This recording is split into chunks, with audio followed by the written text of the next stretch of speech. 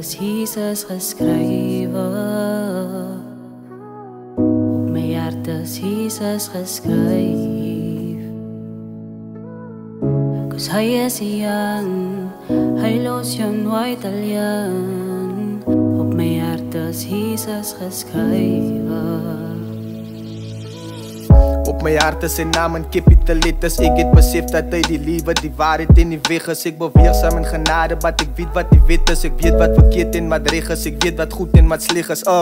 Baie staan verbaas, van hulle kyk op my paas. Ek bly stil, van my sukses maak nou geraas. Ek werk nou vir God, so liewe Jesus is my baas. Wanneer laas het sy saam God gepraat, jou Bybel oopgemaak, gebid en jou oor toegemaak. Of het sy opgegee en net sy moe geraak. Maar moenie worry nie, God kan jou weer heel maak. Al wat sy moet maak is probeer voor het te laat is. Laat niemand vir jou keer, hy lees sy hele lewe neer. Nou staan hy voor jou deur, die vraag is gaan sy oopmaak.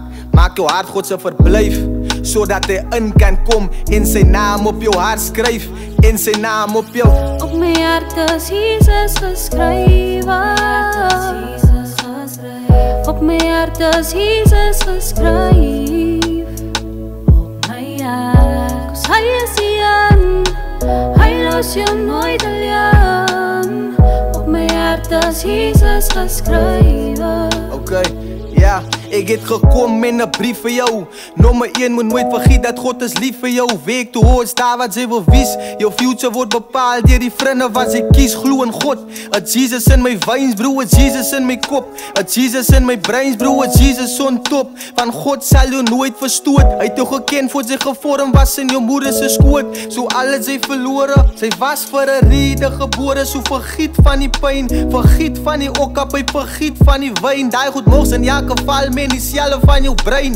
God het jou gemaak om te skyn.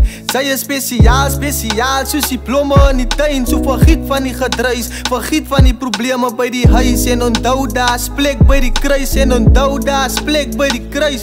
Okay. Op my hart is Jesus geskrywe. Op my hart is Jesus geskryf. Op my hart, cause hy is een, hy los jou nooit